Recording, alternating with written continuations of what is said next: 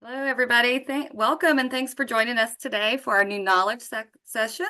This is our series of professional development workshops to support business owners, nonprofits, and citizens in not only Washington County, but around the Commonwealth. My name is Billy Roberts with Locus, and if you're not familiar with us, we're a community development financial institution providing lending, investing, and community innovation services. We're happy to partner with the Washington County Chamber of Commerce, Virginia Highlands, Small Business Incubator, and the town of Abington to present this business and organization skill development. This program was started in 2014 by our dear Sandy Ratliff to support the Washington County Business Challenge competitors and has become one of the oldest running business training programs in Virginia. Today's session is titled Back to Basics. Do I have a strong digital foundation? And we will be recording this for training and educational purposes. And to keep it flowing and keep it within our 1 hour goal, I will help Megan with the chat and keep that flowing and kind of help you answer questions as we go, Megan, if that's what you prefer. So you guys can use the question and answer section or the chat section, and we'll be sure to address those, but please if you have questions, ask and participate. We love that as we move along.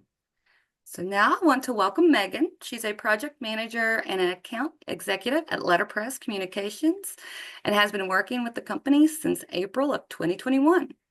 A little bit about Letterpress Communications. They're a boutique marketing agency based out of Farmville, Virginia, with offices in Marion and, do you say Stanton or Staunton? Stanton. Okay, Virginia. Letterpress specializes in rural community-powered marketing service, serving a wide range of industries across the Commonwealth and into North Carolina. By focusing on community, Letterpress helps their clients leverage the power of their teams and their stories to create growth and ultimately good for their community. I like that statement.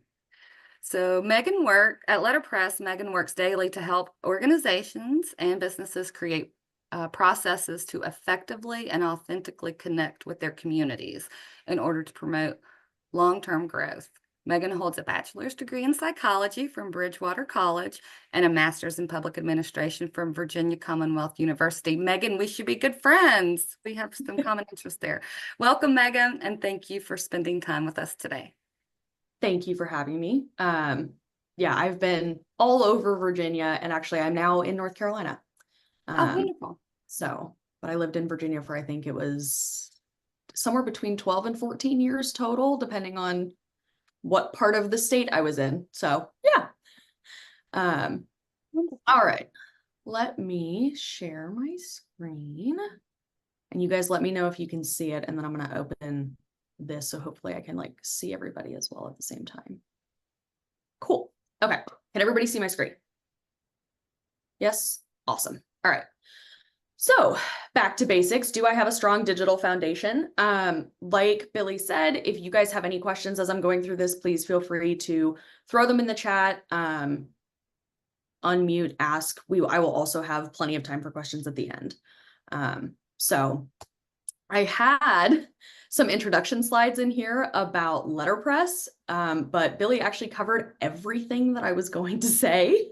So I'm gonna keep moving right along. But this is our team from, actually, this is a couple years ago, so we've had a little bit of change, but for the most part, we have a pretty solid, steady team, which makes what we do both fun and a lot easier because we're all very used to working with each other.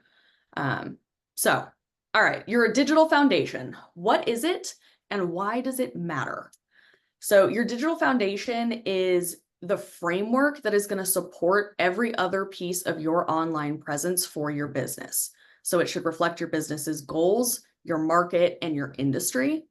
A big thing these days is that because of the internet in particular, small businesses don't have to be local anymore. So there's now actually a difference between a small business and a local business.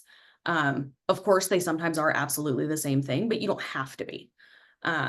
So a digital presence is not just a strategy. It's, again, the foundation on which you are going to maintain and ultimately grow your business. And it's not going. There we go. Whoops. My goodness, this slideshow. So before you get started with building your digital foundation, there are a couple things you need to know. All of them kind of lead back to the question of who are you? Who is your business, or who or what is your business? So why did you start your business? What is your personality and how does that bleed into your business? What are your values and your goals? Those are all questions that theoretically you should have an answer to. But if not, now is a very good time to take some time to answer them. So your digital foundation should focus on what you offer. Everybody has something that they offer. Every business offers something unique and different, even if technically it's the same product or service. What makes your business different? Your digital foundation is going to funnel your audience to your website in particular. That's going to be like the key thing that you are working on with your digital foundation. It's going to help you accomplish your objectives and your goals for your business, and then it's going to support your other marketing initiatives. So the basics, talking about your channels, your audience, and your content. So we're going to start with channels. Communications channels are generally grouped into 3 different categories: owned, earned, and paid. We also have, you'll see down here, rented channels under owned, and we'll talk about that here in just a second. So your own channels are going to be anything that is allowing you to deliver organic content that you yourself have control over. So this can be your website, social media, email lists, if your business has a mobile app, text messaging, blogs that you're putting out, or business signage. So this is literally like if you have a physical business, the sign on your door that says, "Here's my business." These channels are going to require a time investment, but you are not directly paying for the reach of these channels. So you can use them to build a personalized relationship with your audience, and they are fairly easy to scale, but you do have a limited reach of how far you can generally go with organic content. And you'll see the little asterisk again next to social media, and this is where we talk about rented channels, because traditionally speaking, in those 3 categories, social media falls into owned communication channels. However, back in March, you may remember that Facebook and Instagram completely disappeared. There was a whole day, it was like a good 8 hours, I think, that they were down. You couldn't access them. Nobody could get into them globally. So while you may own your actual profile and account and what you're posting on these channels, there is always a chance that Meta just disappears, or some other social media channel disappears. And so this is why we call them rented. For the most part, we are going to refer to them as owned channels, and that is generally how you should treat them. But just keep in mind that a website is something that you yourself are going to own more than a social channel. So next up is earned channels. So this is any media that you earn, but you are not the one paying for it. So a third party is going to be spreading your company brand or your message for you. And these can include TV interviews, reviews, newspaper articles, blogs or social posts where you're getting tagged and going viral. Technically would fall into this category as well. These can be incredibly effective, but they're very difficult to control. You don't have a choice about when you go viral. And by definition of going viral, you're also not paying for it. So again, they're difficult to scale, but because you are not the one in control of them, they're actually more trusted than owned media is. And then last up, we have paid channels, and this is any type of paid advertising. It can be virtual or physical. It doesn't matter. If you are putting money to it, it is considered paid. So this is Google search ads, Google display ads, social ads, anything that's pay per click, YouTube, magazines, influencers, a billboard could fall into this category as well. So it's paid marketing is highly effective. 71% of customers are going to begin a product search on a search engine. They're going to open up Google, or Bing, I think is the other one that's not quite as common these days. But that's where they're going to go looking first. It's very easy to get very specifically targeted to whatever or whoever your audience is. And it's easy to scale as long as you have the money to pay for it. So the issue that comes up with these is that there is a high learning curve for doing this well. And it can be very expensive depending on the type of advertising you're talking about paying for. I'm going to stop on this slide right here for just a second. This is basically just a chart. We're not going to go through each line of it, but it's a chart of here are all the different types of paid channels. Obviously, there are going to be more than this because we can't ever cover them all. But what type of goal are you trying to reach? What is it going to be best for? All of them are going to include some level of awareness. What is the average cost per 1,000 impressions? That's what CPM stands for. And then some tips about it. So if you are trying to figure out, okay, I have this budget, I know that I want to do some paid advertising. What is my goal with that advertising? Is it sales and leads? Is it literally just awareness? Is it lead generation specifically? And you can kind of pick which one. This might help you pick which one is going to be best for you. And then you can look at, okay, with my budget, there's a lot of overlap in which one of these is going to be best for your goal. But based on your budget, that might help you narrow it down. And then from there, we've got this column over here that's going to tell you, here are some things that are good to know. So for example, Google search ads tend to be the most expensive, and they are very time consuming to maintain, but they are very, very effective. They are pay-per-click ads, and Google search ads are almost synonymous these days. So that's one example. All right. So the next thing you need to figure out is, who is your audience? Who are you talking to when you're doing your marketing? And you'll want to know things like, how old are they? Where do they live? Are they tied to a very specific geographic region, or are they in fact global? Is it just the US? Is it just Virginia? Are they gender specific? Who are your competitors' audiences? From there, you can work on creating some target personas. So who do you want to be selling to? And then what are some key details about them? What are they interested in? What are their behaviors? That type of thing. If there's nothing coming super clear to you through this set of questions, sometimes it's actually easier to go the other way and say, okay, who isn't in my audience? What does not motivate the people who I'm trying to talk to? So that's kind of an example. You can go from both directions. One note on this slide in particular, is your audience gender specific? This is a question that we actually recommend people don't filter by. More and more it's becoming clear with marketing that it almost doesn't matter who or what somebody's gender is. And unless you are selling something that is really, truly very, very, very gender specific, you are effectively going to cut yourself off from 50% of the population, basically. I think it's 5149, but you're cutting off half the population just because you've said, I only want to target men, or I only want to target women.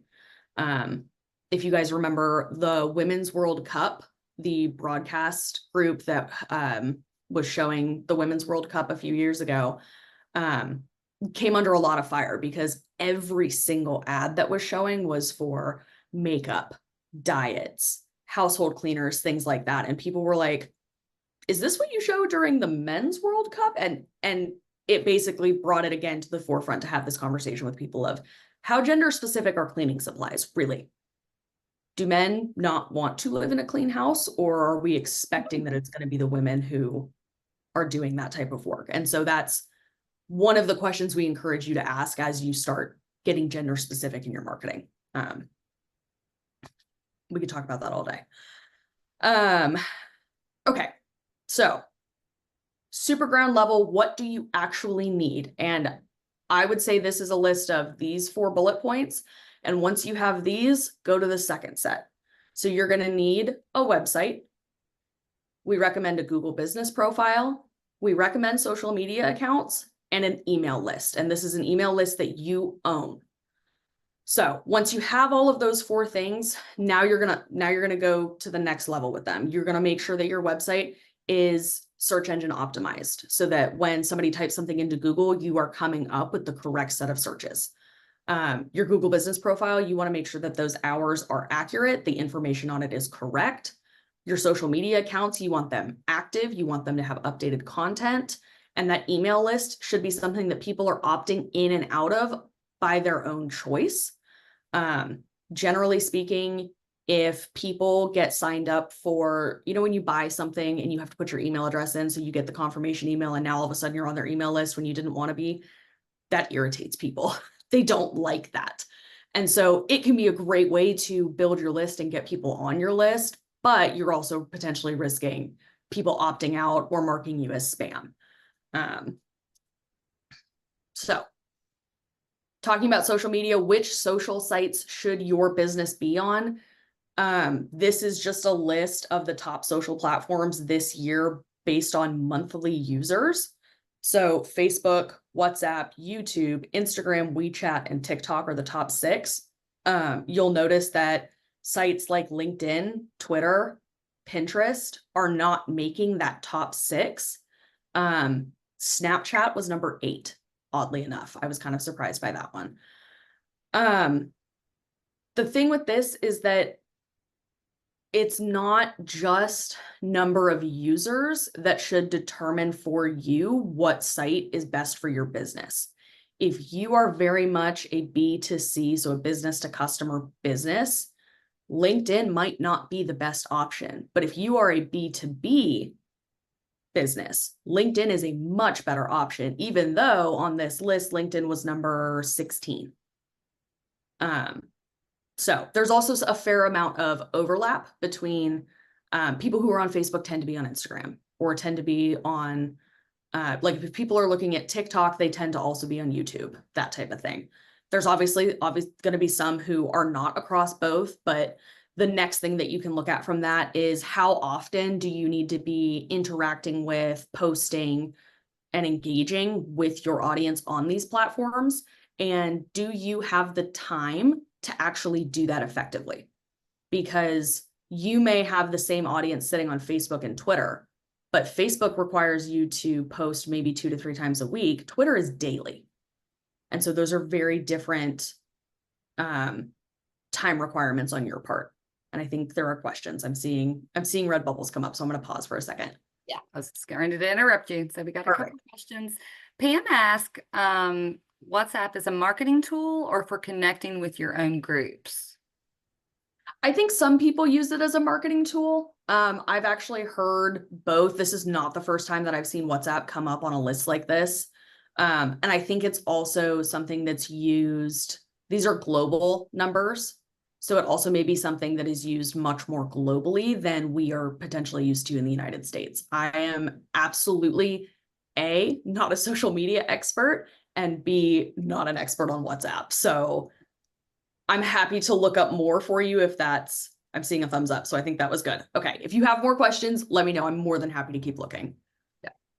And then Liz asked about safety or security concerns regarding TikTok. That's a good question. Mm-hmm. It is. There are a few countries already who have banned it. Technically, the US has banned it, and we are waiting to see what happens with that one. In terms of security, I'm probably going to recommend that you talk to a lawyer if you're concerned about it on that front. But depending on your business type, like we have some clients who TikTok would absolutely not make sense for them regardless. And so they may have security concerns and questions. And at that point, we tell them, like, if that's not the type of content that you can post anyway, don't worry about it too much. That's probably not going to be your best bet regardless. I hope that answered your question. Okay. Anything else on this one? I don't see anything in the chat. Okay, perfect. I will keep going then. Wait, I lied. No. Pam asked, do you know if there are metrics in these platforms for the various types of businesses? Good question. Meaning what types of businesses are on each platform? Yes, I believe that there are. I don't have them on hand, but I will make a note to send them after the fact so that you guys can get a hold of them.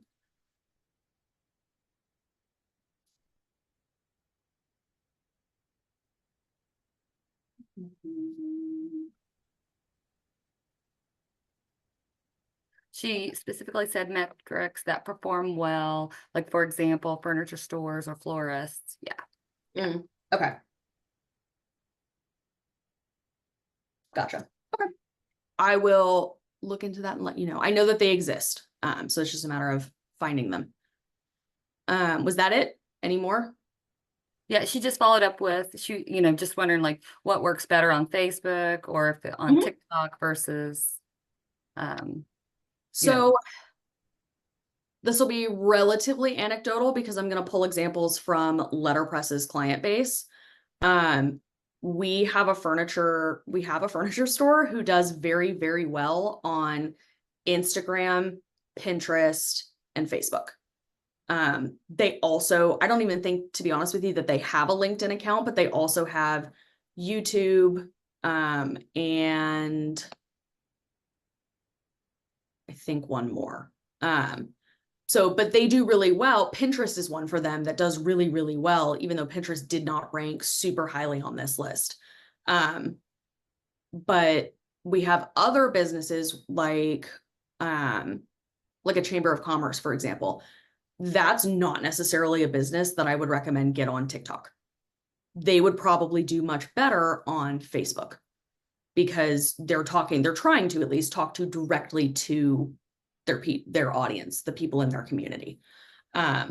So it kind of depends. It depends on the type of business, the type of audience. And we've seen actually that something like Facebook is going to do a lot better in like a rural area as opposed to in a big city. In a big city, that type of business is going to do really well on something like a Google search ad. That's generally what we'll recommend for them. Yeah. Does that help? I'm seeing shaking heads. Cool. All right. If more questions come up on this, let me know. We can keep talking about it. So content marketing. This is the next thing in building your foundation is like, what are you actually going to market? So content marketing is a strategic approach focused on creating and distributing valuable, relevant, and consistent content to your audience in a way that is ultimately going to drive profitable customer actions. You want them to visit your website. You want them to visit you in person. You want them to buy something. And that's what's going to grow your business. And so what content do you need to put out to encourage that? So overall, I tried to get this star to stop spinning. I'm sorry, it's just going to keep going. I don't know what button that is. So setting yourself up for success on all of your platforms. You're going to want to make sure that your profile is filled out completely. You're going to want to make sure that your images on your account, so your profile image, your cover image, any background images are clean, they're clear and not pixelated, they're professional looking. Does the information that you're posting or that you're putting in there match across your social channels? And so this is kind of similar to the Google business. You don't want your business hours to say 8 to 5 on Facebook and then 9 to 6 on Google business. You want those to match, otherwise people are going to be confused. Are you building relationships with other businesses in your community, with members of your community, with your audience specifically? Are you selling an experience, not just a product? So you may have a very, very product-based business, but if you can turn that into an experience for people, it's going to make them more interested. It's going to make them want to come back. And it's more engaging, especially on a digital platform. Are you incorporating fun into your strategy? And maybe your business is very, very serious and you're like, I don't think fun fits my brand. I don't know how to incorporate that. You can think of it in terms of if your product or experience or whatever you're selling, if that is difficult to do, difficult to engage with, it's not even remotely fun, or like it's not something that people want to do, what is actually going to make them do it? Basically, unless you are a law office, maybe doing wills, there's probably a way to incorporate fun in some way or other. I can't imagine that creating a will is fun ever, but at that point, I would say add some personality into it, make it interesting, make you the fun. And then, are you using each platform's native scheduler? So you can schedule your content to post in advance. Every platform has this at this point. There are absolutely other platforms out there where you can go onto that platform and use it to schedule across all of your other social platforms. So I think one we used to use was like Social Pilot. HubSpot has them, Constant Contact has them. And you can absolutely use those, and you can schedule post to post on multiple other platforms all at the same time. However, native scheduling tends to be preferred by social media managers at this point. It's more accurate, they're more reliable. They integrate obviously seamlessly. You're not having to worry about API issues. And you get platform specific features like tagging and formatting, that type of stuff. The other thing is security. You're not giving your social passwords to yet another platform in order to get your content out into the world. Okay. Review sites. So this is going to fall into the earned media category, but you don't want to forget about them. Google Business, Apple Maps, TripAdvisor, Yelp, any sales sites and stuff like that. We recommend that you treat them like a social channel. So you're going to make sure your profile and background images match. You're going to make sure your profile is fully filled out. Your content is going to stay updated, correct. Hours and contact information in particular are very, very important. Your website link should be on all of these. And finally, engage with people on them. So if somebody leaves you a review, positive or negative, take the time to respond to it. That is going to go over better than just about any other piece of marketing that you can put out there. If you get a positive review, thank them, say you're looking forward to them coming back. If you get a negative review, how you respond to that can influence the next the person reading that's going to influence them more than the positive one ever will. So definitely don't forget about review sites as you are coming up with your social strategy. And I'm seeing a couple more questions come through, so I'm going to pause for a second. Okay, let's see. Pam mentioned BNI, if you like building relationships. And then Kathy asked, how do you suggest encouraging people to leave the review in the first place? Good question.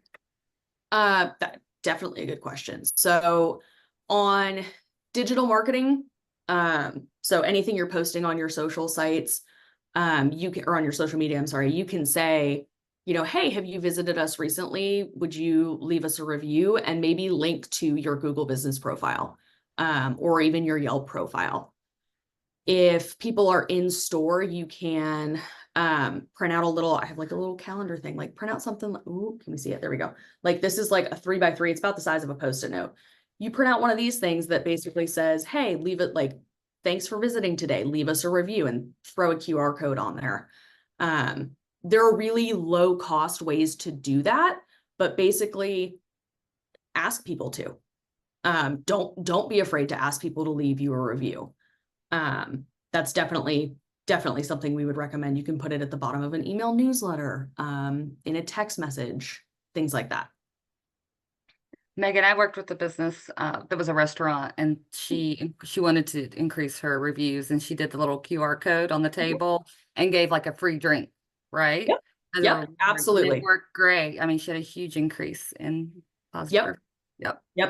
You can absolutely offer somebody something in response, or something as a result of leaving a review. And you're not telling them, leave a positive review and we'll give you a free drink. It's just leave a review. That's all you're saying. Yep, definitely a good strategy. Oh, and I got clicked off it again. There we go. Okay. So now you're trying to figure out, what do I post? So our recommendation here is some content pillars. These are not going to be the same for everybody, but across the board, it is going to save you time on content creation. It's going to help you boost engagement, and it will help keep your brand consistent because you're planning in advance rather than on the fly. And if you are trying to figure out, what are my content pillars? A good place to start is if you take your brand values and your audience's values and overlap them, you get a happy little Venn diagram with theoretically what could be your content pillars right in the middle. So if you're still stuck, we have some examples. So these are based off of your goals for your business.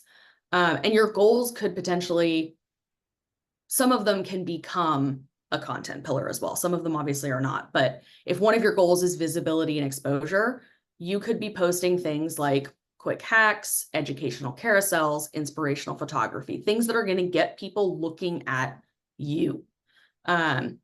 Engagement, funny memes, interactive games, weekly questions. Ask people a question in your posts. Hey, what do you think? Here's a quiz question. What do you think the answer is? Stuff like that. Building trust, you can post behind the scenes content, personal stories, video content with you as the focus, as the business owner. You want to foster some connection, you can post your failure stories. We always recommend that this is a good idea. You can talk about, here's what I was trying to do, here's why it didn't work, here's what I learned from it. You can talk about how you started, you can introduce your team members, talk about your why, and that can be in any format: video, blog, social post, any way you want to get it out there that makes sense for you and your business. If one of your goals is educating your audience, this could also be a content pillar. A fact of the week, your topic or one of your products explained. Why would you use this? An infographic. If you're trying to generate sales and leads, you can offer freebies. You say, hey, here's what's new in the shop this week. Offer a flash sale. Do a post on how to use one of your products. And some of these can also overlap. So if you have, your product explained with a how to use your products, now you're hitting two content pillars at the same time. So these are not necessarily silos. It's meant to be a guidepost of, here's the type of content that I want to provide to my audience.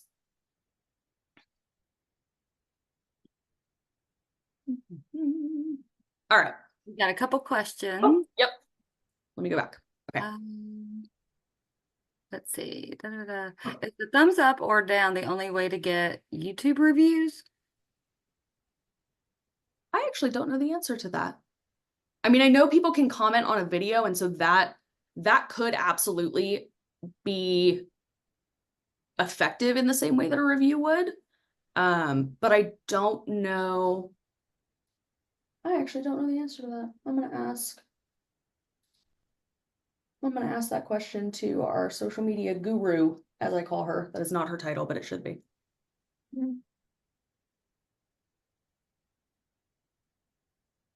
Okay. Other questions, or? I think we're caught up. Yep, we're good. Okay, perfect. Okay, so we've now set your digital foundation. You've got yourself on the right channels. You've got your content pillars. You know who your audience is. How are you going to measure success? How do you know if it's working? First thing you're going to do, you're going to set goals. We've all heard of SMART goals, where you want them to be specific, you want them to be measured, you want them to be time bound. So you want to put specific numbers to these goals. So while your goal may be more followers, your actual written goal should be gain X number of new followers. And then if you want to make it time bound, you say, okay, great, I want to earn, if my goal is to get 100 new followers a month, I need to get 25 new followers a week. How do I do that? Rather than saying you want better engagement, you would like to increase engagement by 10%. Those are going to be helpful as you are working through, am I posting the right content? Am I posting at the right time? All of those things. Then you're going to review your analytics. Every social platform, every website has some version of analytics. And look at them. Are you getting the number of eyes on each of your posts that you think you should be based on how many people you have following you? How many interactions are you getting? Is your cost per 1,000 impressions on your paid advertisement what you think it should be relative to the industry average and to what you're willing to spend? And then based on those analytics, you can reassess, do I need to adjust my goals? Do I need to adjust my strategy, or maybe a little bit of both? And always, always, always point audiences back to your owned channels. Have people sign up for your newsletter. Have people go back to your website. You can absolutely push. This is where we're going to consider a social channel an owned channel. You can say, hey, follow me on social media. Yeah, just a quick little slide on that. And that's all I've got. Any other questions? I know we did some throughout, but.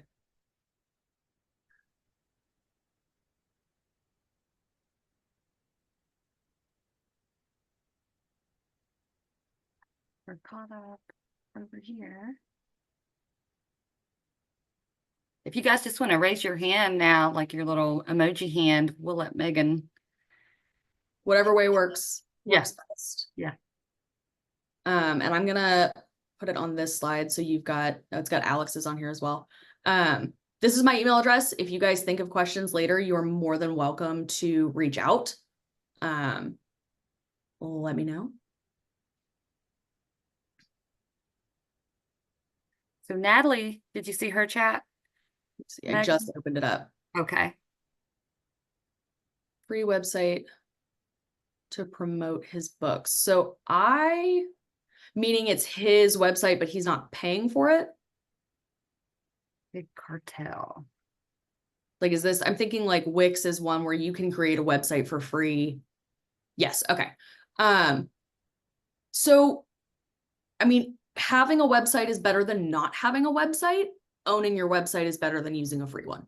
I think that's kind of where, it's a step in the right direction, but websites, although not the most expensive form of an owned channel, they can still be, depending on what your budget is, they can be not cheap.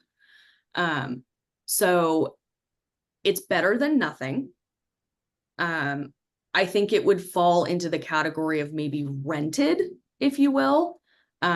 So it's his website. He's controlling the content that goes on it. He's the only one controlling the content that goes on it, stuff like that. But if for whatever reason that web developer, so Big Cartel, if they stopped allowing free websites, if they stopped paying for whatever it is, all the back-end website stuff that they're using in order to have all these websites exist, that website disappears because he's not paying for it. He doesn't have any legal claim to it as a website.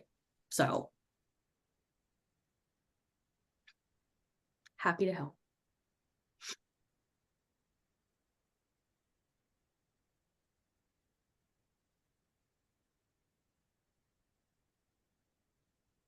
Let me see if I can look back through these real quick.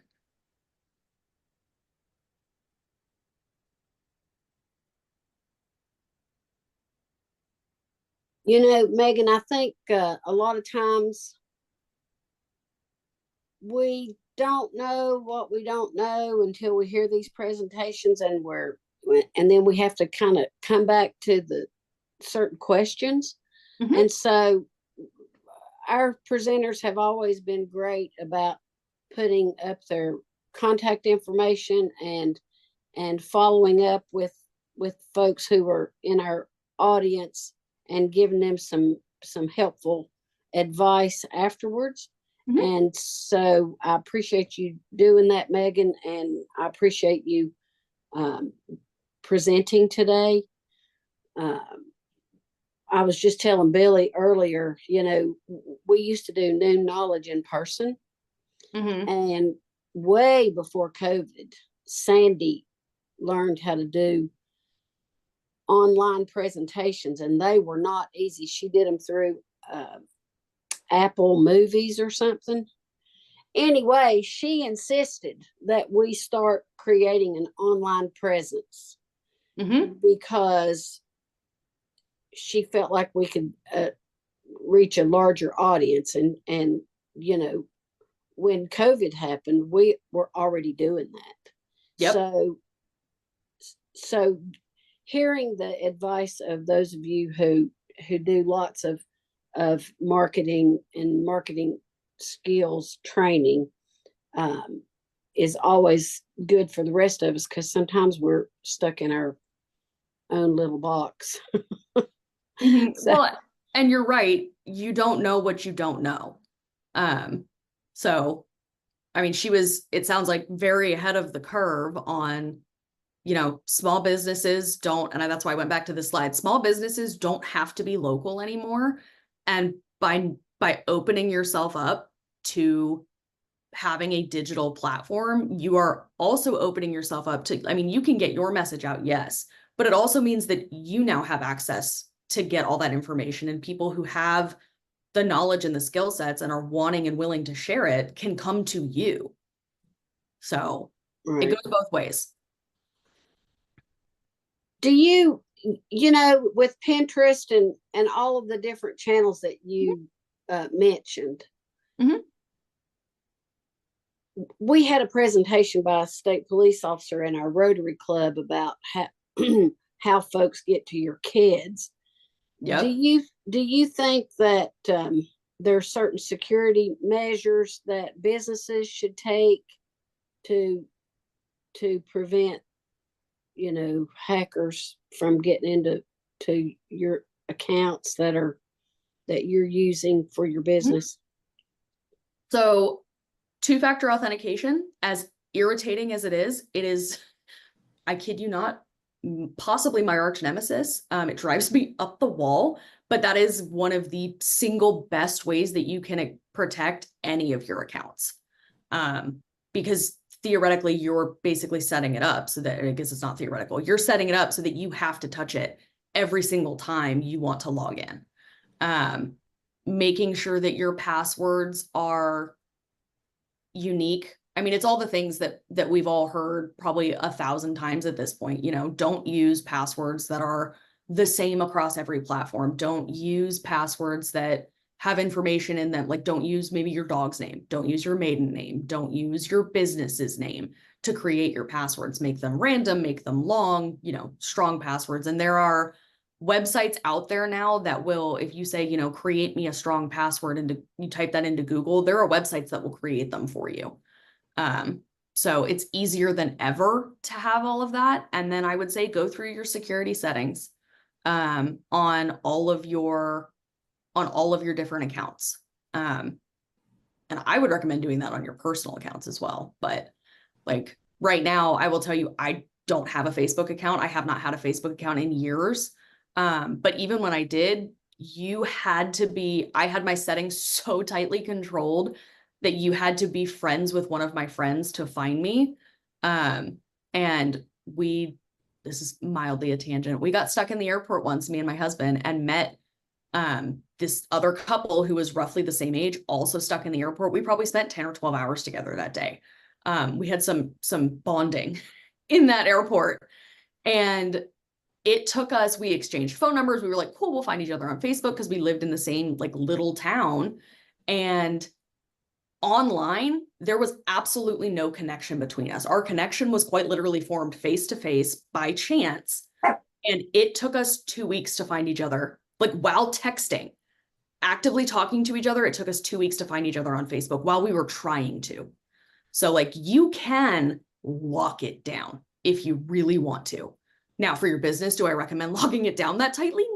No, you want people to find you, but it can be done if you're willing to spend the time to go through those security settings.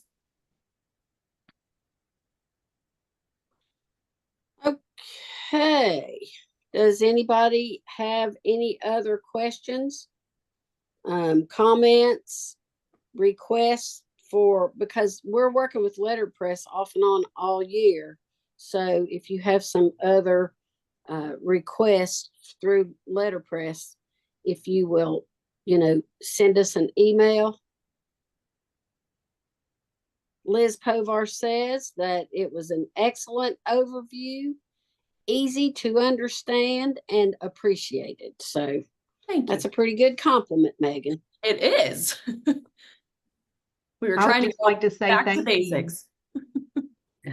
Well, thank you so much. Thank everybody for participating. Our next New Knowledge is Wednesday, October the 2nd, and we'll be focusing on key marketing strategies for small business.